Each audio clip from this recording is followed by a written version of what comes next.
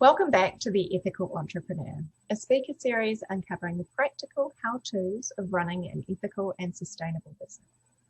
I'm Marika Timmins, and I'm delighted to be able to introduce you today to Jan Wiener. Jan is a sustainability expert with experience in corporate social responsibility, sustainability management, and the Sustainable Development Goals, or SDGs. As researcher at Antwerp Management School, he specialises in sustainability integration for organisations and local governments. And with the Sustainable Transformation Lab, Jan combines theoretical knowledge in the field of corporate social responsibility and sustainable development with a wide range of practical experience. Thanks for being here, Jan. Thank you, Marika, and thank you for the introduction. You're welcome. It's all true, right? It's all true, yeah, it is. So today we're talking about the Sustainable Development Goals, or the SDGs, and I'm sure a lot of people in our audience are already familiar with these in probably a more general sense, but for anyone who's not, are you able to share a summary of what these are and why we even have them? Why are they necessary? Yeah, the SDGs, where shall I start? Maybe let me start at the beginning. As you mentioned in the introduction, I'm working on topics such as the SDGs, corporate social responsibility, etc. And when we talk about the SDGs, a lot of people say like, what is it? What does it mean, SDG? I never heard of it. And when you say like it's about sustainability, sustainable development, corporate social responsibility as well, then it rings a bell for a lot of people. Mm-hmm. And it's actually in the last, let's say 30, 40, 50 years, a lot of different approaches to define, theorize, measure sustainability and corporate sustainability have been used. And these like definitions focused on the fact that businesses, organizations should be responsible for their actions. A little bit later on, a lot of new theories, concepts, frameworks started to rise, like stakeholder theory or business ethics or corporate social performance, etc. And actually an important moment in time was 1987, long time ago already, where the Brundtland Commission came up with a definition on sustainable development, meeting the needs of a firm's direct, indirect stakeholders, such as, for example, shareholders or employees, clients, communities, without compromising its ability to meet the needs of future stakeholders as well. So that's the definition of Brundtland, which a lot of companies started to embrace. But of course, what can you do with a definition on sustainable development? That's still kind of vague for a lot of organizations. And that's why actually the responsibility stream and the sustainability stream got moving. And that's where John Elkington, you might know John Elkington, coined the term triple bottom line, well known for people, planet, profit. And that's actually his model or an attempt to create a new model with the three value grounds, the social, the environmental, and the economic aspects of value creation. And actually in recent years, after these people, planet, profit concepts arise, a lot of organizations started to embrace that. They're looking at how can I make profit within the boundaries of people and within the boundaries of planet.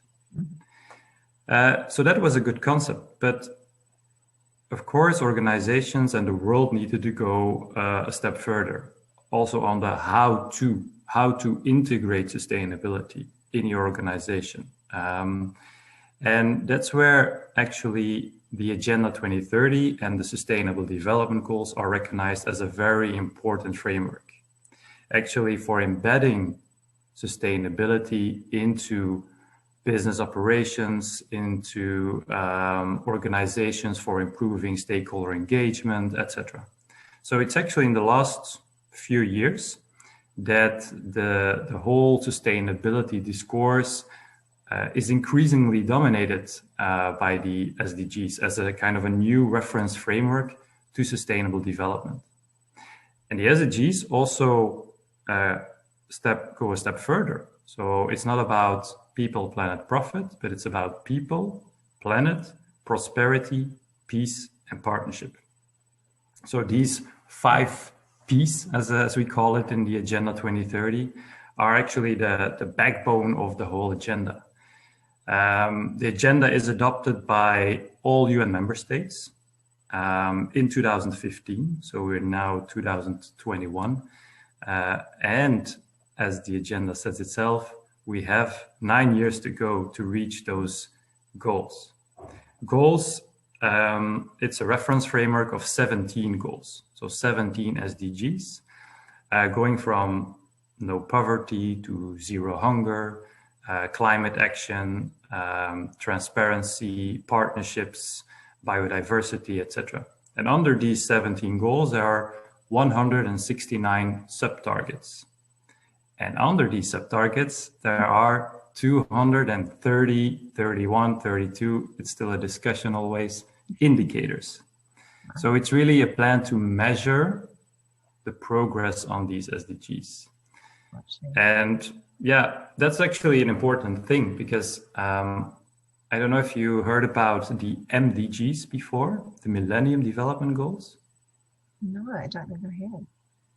That's actually another agenda that was that started in the year 2000 till 2015. So 15. Maybe I forgot. It was 15 years. We had the time 15 years for reaching these MDGs, and it was also an agenda raised by the United Nations. It were 8 goals. Linked to it also poverty, hunger, but also eradicating child mortality, for example, or diseases like malaria, HIV, etc. But it was more a social dimension. So it was really a north-south agenda. Instead of this SDG agenda is a universal agenda. So for example, we need to tackle poverty, hunger, in Tanzania, but also in Venezuela, in Belgium, in New Zealand, wherever. So it's really a universal agenda where we need to tackle these 17 global goals. Yeah. And maybe if I ask you, did we reach the MDGs? What would you say? That was a question I had for you, actually. Did we achieve those MDGs? It's a difficult answer. In some way, we made progress. We made a lot of progress on several topics in these 8 Millennium Development Goals. For example, on child mortality, on a global scale, we made progress. But that's thanks to a lot of European countries, but also countries like China. But in a lot of other countries on the African continent, we still have a lot of challenges to tackle on that topic. And that is why these SDGs also come into play. Yeah. And it's actually also the topics in the MDGs from 2000 to 2015 will go along in 2015 to 2030. Yeah. But with a big difference, what I said, the indicators are now much more specific. And we call it a kind of data revolution on sustainable development. We know exactly. A lot of. I was going to say the parallels there with business also is whilst you make progress and you may not have met every single goal, it was a stepping stone to get to that next thing, which was the SDGs, I guess, and all the learnings that came out of the MDGs they take into the SDGs and being able to track and measure a lot more effectively. Yeah, true. And that is the big challenge. We have a lot of data already, especially on climate topics. But what about, for example, diversity or inequality or the, let's say, the more people topics, that's way more difficult. Also on the topic of peace or partnership, how can you measure that? So that's the difficult point.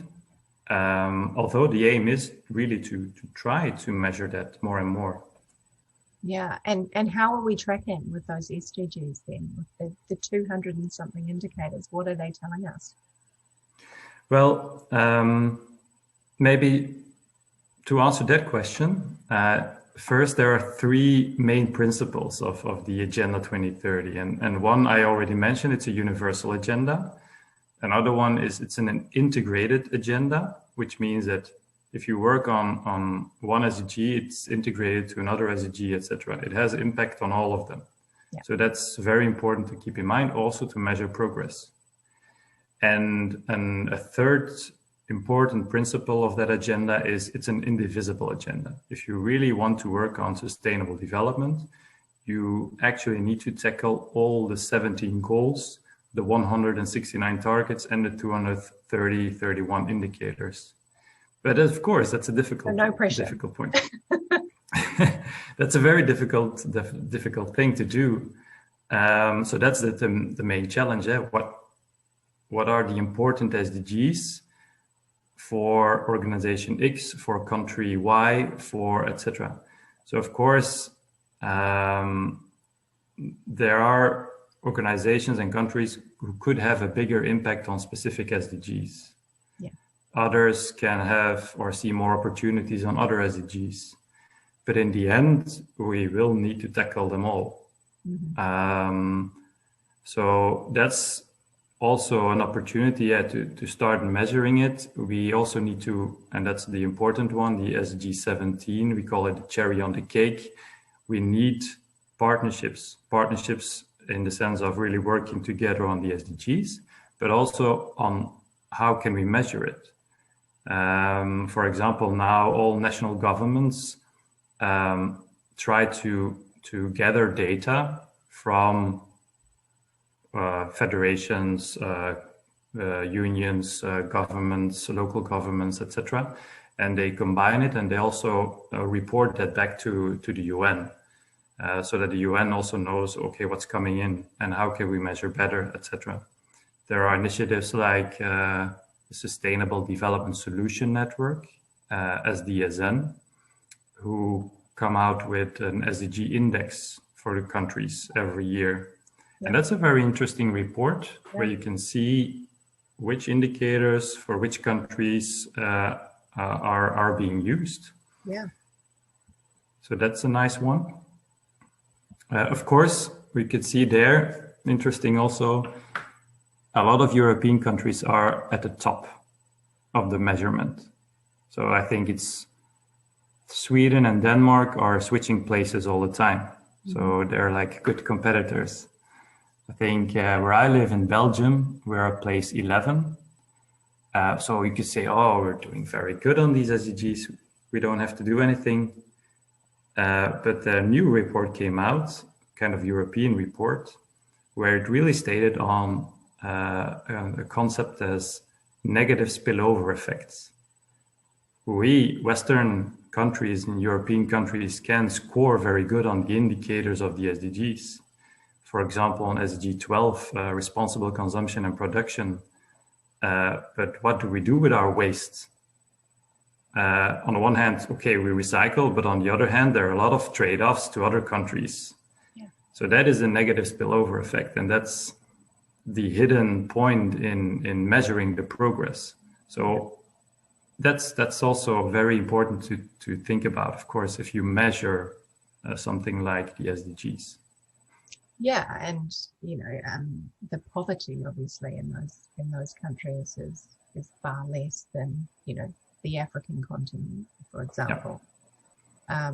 So I completely understand that they're all connected, and those partnerships are really important. Who's responsible for achieving the goals? I mean, I'm hearing there's a collective responsibility, but ultimately, who's responsible?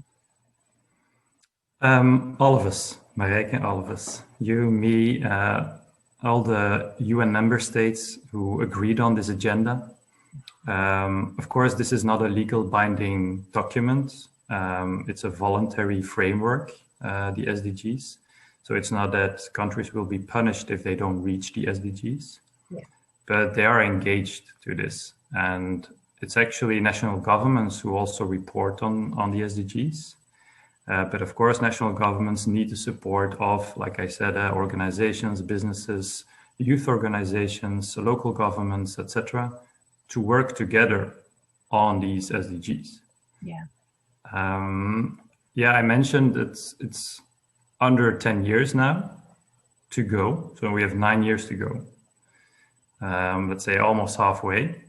And that's why the United Nations called for a decade of action. So we have now a decade of actions, and it's also the UN Secretary General who called on all sectors of society to really mobilize for a decade of actions on 3 levels. And he calls it a global action. So to secure greater leadership, more resources, smarter solutions, etc. But also local action. So embedding the need of transitions in policies, but also in budgets, in legal frameworks of governments, etc. And then he calls also on people action, including youth, civil society, media, the private sector, unions, other stakeholders. Mm-hmm. So actually, with that sense, it's also a little bit, who's responsible? It's you and me, it's people action, it's local action, and it's global action. And like I said, it's to say country-led, but it's definitely a responsibility of all organizations, people, institutions within countries as well. Yeah, and it's not just a nice thing to do, right? It's in the best interests of all of us. So, there was a report called Better Business, Better World that the Business and Sustainable Development Commission, and in it they revealed that the business models related to the SDGs could open opportunities worth up to $12 trillion and increase employment by up to 380 million jobs by 2030. Those are astounding numbers. How do the SDGs open up those opportunities, and how can somebody listening to this take advantage of them and not just do things for good, but actually profit from that as well? Yeah, it are really amazing numbers that you say, and I've also read the report, and it's interesting where they really focus in the report on specific sectors that can have a big impact, and it's about, if I remember right, energy as a big sector with a lot of money involved. Then cities, local government cities. I think food and agriculture as well. The whole sector there. And then a third one, of course, a hot topic right now, health and well-being. Mm-hmm. And actually the report that you mentioned, it points out to these sectors, the biggest markets, opportunities related to the SDGs. And when it comes to, for example, agriculture, in the report they talk about sustainable aquaculture, or another topic on, for example, mine rehabilitation. So new ways of doing business, new ways of reaching the SDGs. And that's why business will need to come up with new solutions. They will need to embrace new business models, like, for example, the circular economy model. A lot of organizations will need to reinvent themselves, and that will also create a lot of new jobs. Yeah. So that's one thing I also noticed from that report. And another big opportunity, of course, related to your question is when I say organizations start to SDG, is that a lot of investors are becoming more and more concerned about sustainability risks. And they have actually, a lot of investors show interest in the SDG agenda. So in that sense, now you start after now 5-6 years in the agenda, a lot of organizations start to proactively support the SDGs and embrace them and see how can we work with them, how can we also report to them, how can we look at them also in line of our risk assessments, etc. So that's also an important evolution, of course, when it comes to embracing the agenda, looking at opportunities, business, jobs, etc. Yeah. So just for anyone working or creating a business, or already in business and adapting your business in any of those sectors, that report was called the Better Business, Better World. And it's by the Business and Sustainable Development Commission. So, Jan, how can businesses actually align with these goals? In a practical sense, how do they integrate them within their business? Yeah. Also, that I don't have one answer. I think it really depends on in which sector your business is, in which part of the world you are operating,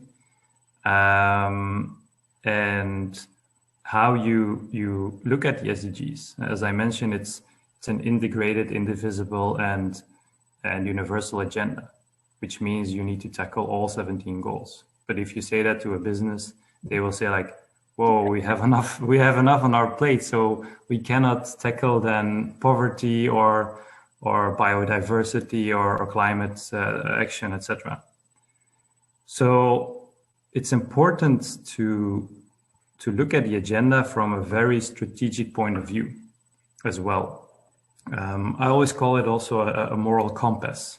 Mm-hmm. So it's not that you should start today and tomorrow you will tackle 17 goals. Actually, we did some research on that, and there are a lot of frameworks already online that you can use. There's the SDG Compass of UN Global Compact. Mm-hmm. There is the SDG sector roadmaps from the World Business Council on Sustainable Development.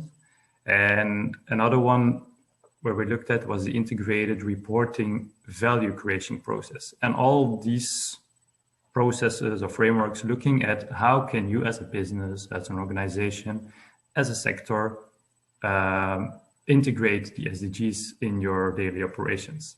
Right. And actually, we've tested these models and looked at some important elements that came back all the time.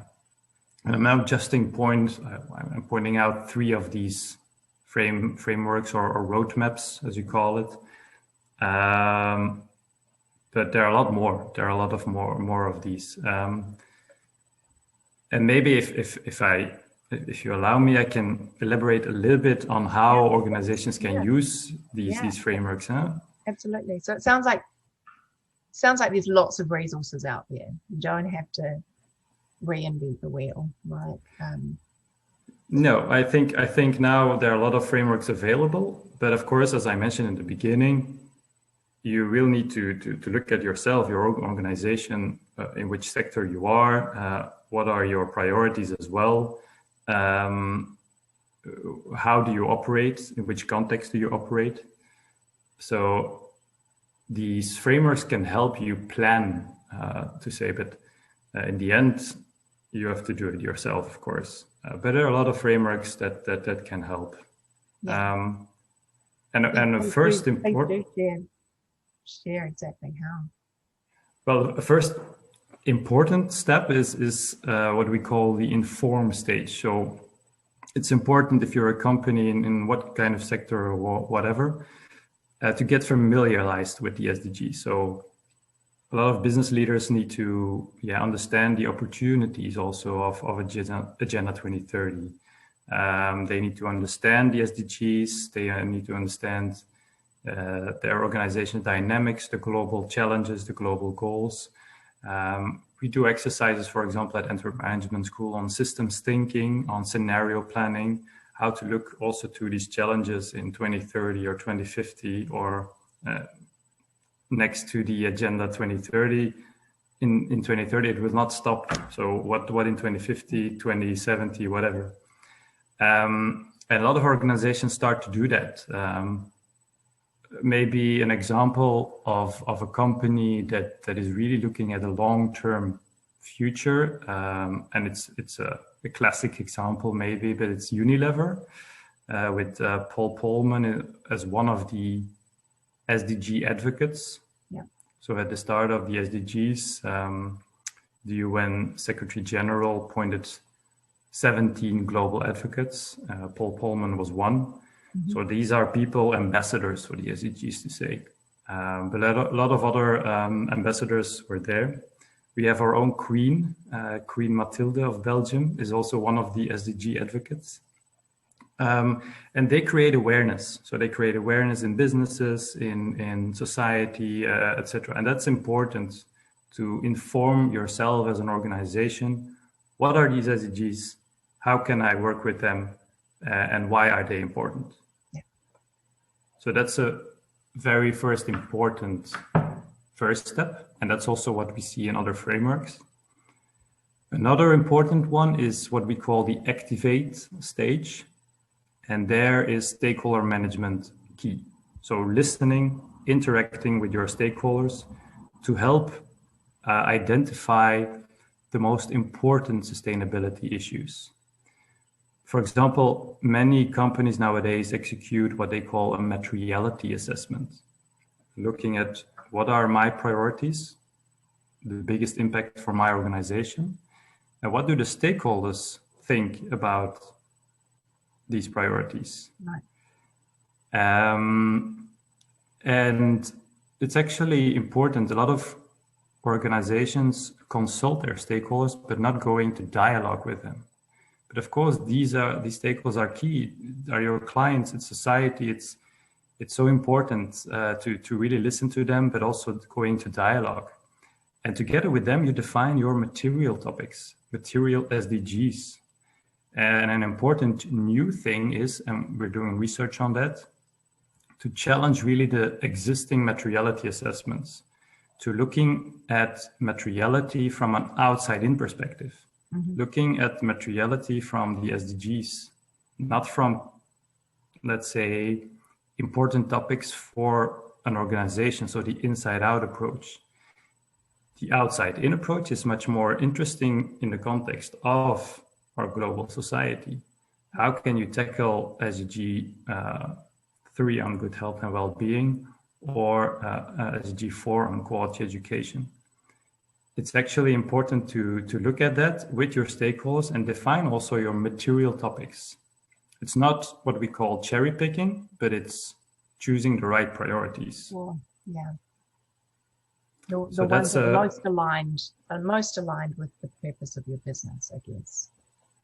Yeah, where you can have the biggest impact right now, where you also see opportunities to make an even better impact, where you also see you have a potential negative impact. That's also possible, of course.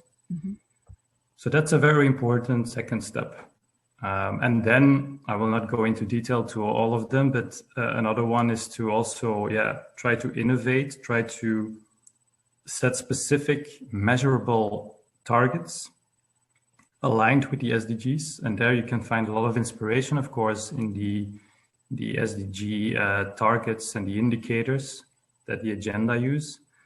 But nowadays, there are a lot of translations of the SDGs as well in sectors for specific organizations. There is even a good translations for us, for individuals, for the people action. It's called the Good Life Goals, or the Sustainable Lifestyle Goals. And it's a cooperation from a marketing agency in the UK, Futerra. And they work together now with the UN and other institutions to really translate those global goals into local individual goals.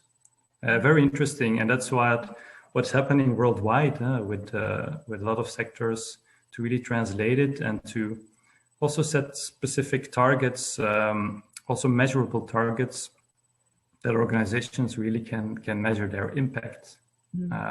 That's an important one, and that will eventually also lead to transformation, which is an important step, and it's also the baseline of the Agenda 2030, transforming our world.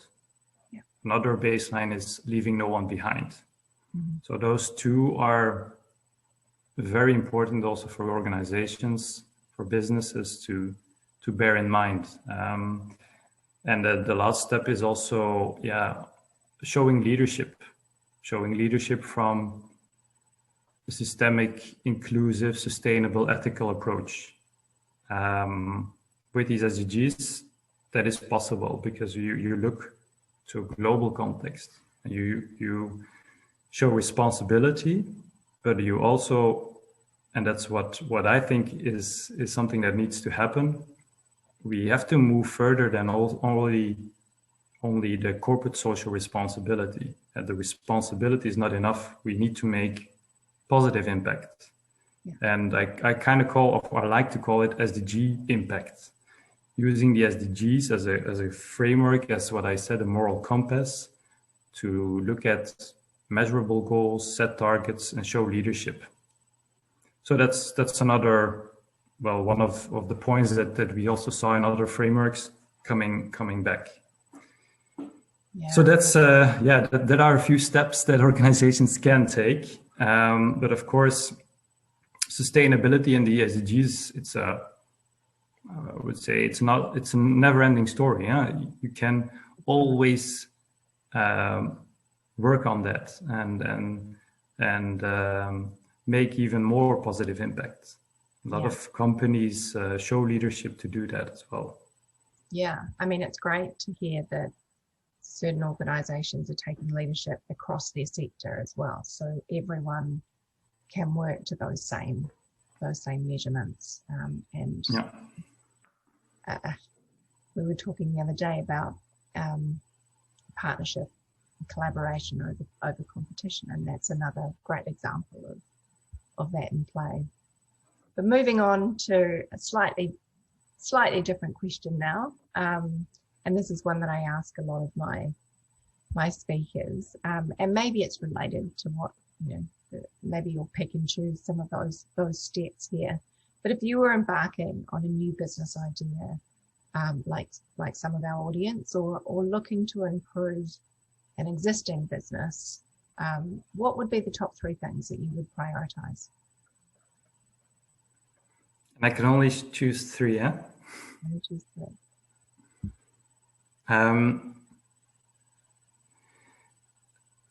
The first step, and when you talk about new business ideas or looking to improve your existing business, a classic one is using the business model canvas. Mm-hmm. But recently I discovered what's called the flourishing business canvas. I don't know if you heard about that. No. What? Repeat that. Which one is it? The flourishing business canvas. Yeah, it's actually a new way to help businesses and investors looking at improving their financial, social, and environmental performance in the same format as a business model canvas. But now you also look at really at the environment and the society. So also, for example, on resources, the ecosystem services, the biophysical stocks, there are the needs and the ecosystem actors. So you're looking at your business model canvas, but with a sustainable lens or sustainable view. And that's different from the for-purpose canvas, because that has been raised during these discussions as well. So that's different again, is it? Yeah, it says actually also, I think some researchers that are working on that. And if you Google it, you'll find flourishing business canvas. You find some toolkits on that. And it's actually from another perspective. I also see some links with the donut economy of Kate Raworth, where you're looking at what are the societal needs, but what is the ceiling, the ecological ceiling, and how can we be in the donut, the safe space to say.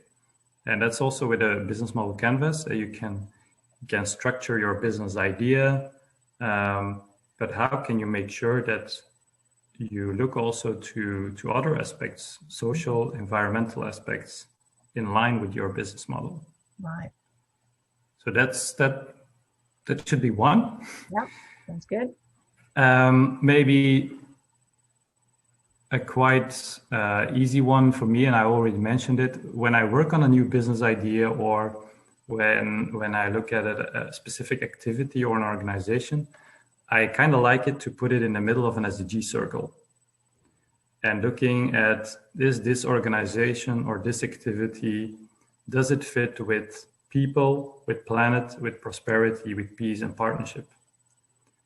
Or can I maybe fine-tune my business idea or activity to make it more related to peace or more to partnership? Or which partners do I need to make it more planet friendly or people friendly? Yeah. So that's actually the idea, to looking at the whole SDG circle, the 17 goals, but it's easier to work with the 5 Ps sometimes. Yeah. Yeah. Okay, great tip.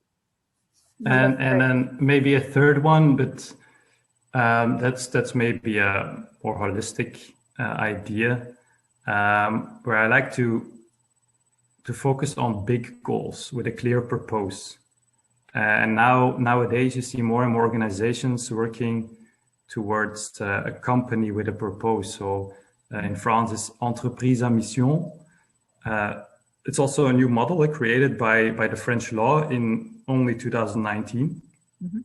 And a famous example is Danone, where they really defined themselves as a company with a mission, with a purpose, whose social, environmental objectives are aligned with its purpose, which sometimes goes against the idea of some investors. Huh?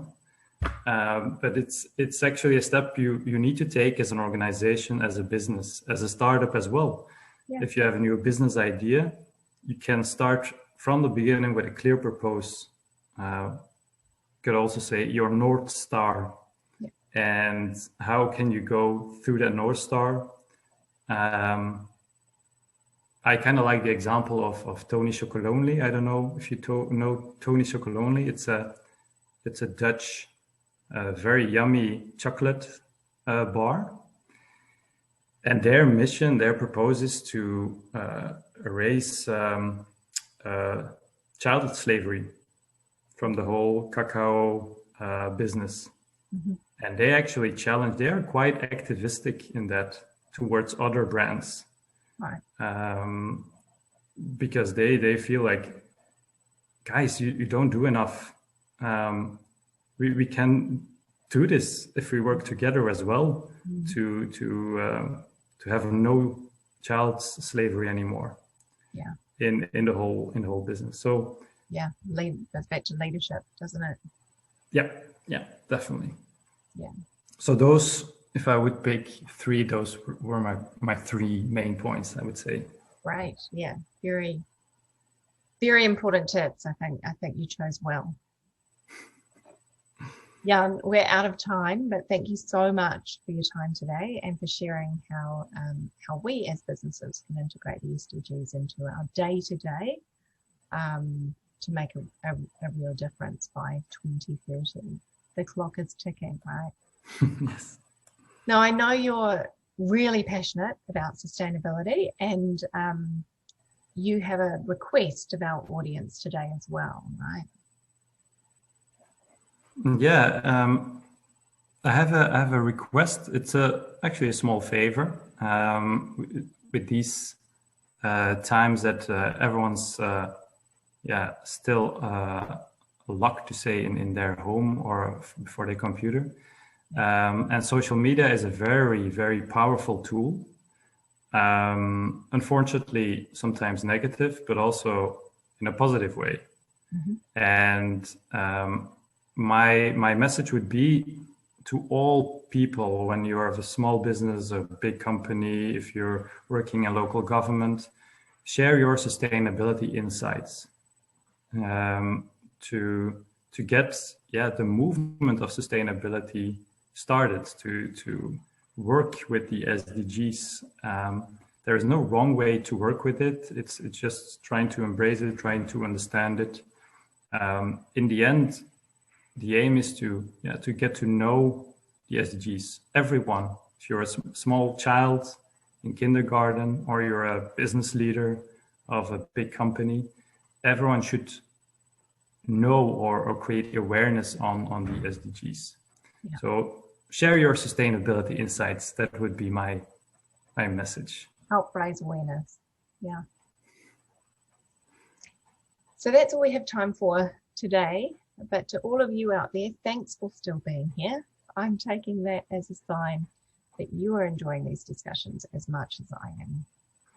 We have just one more interview to go, and it is a great one. Tomorrow is the end of March, and so the end of this series.